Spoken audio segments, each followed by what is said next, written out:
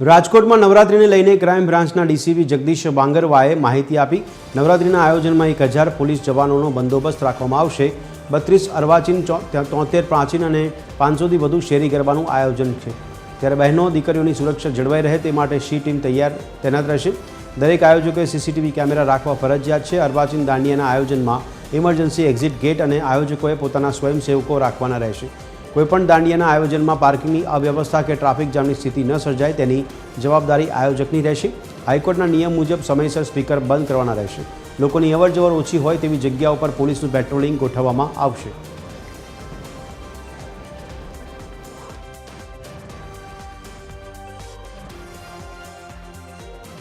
Total પોલીસના, હોમગાર્ડના અને એસઆરપીના 1000 કરતાં વધારે અધિકારીઓ કર્મચારીઓ બંદોબસ્તમાં તૈનાત રહેશે।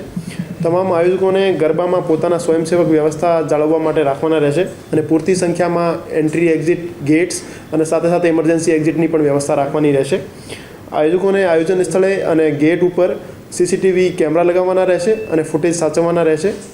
તમામ આયોજકોને ગુજરાત પબ્લિક સેફટી એક્ટની તમામ જોગવાઈઓનું પાલન કરવાનું રહેશે અને આયોજકોને પાર્કિંગ કરવા માટે પૂરતી જગ્યા અને વ્યવસ્થા સુનિશ્ચિત કરવાની રહેશે।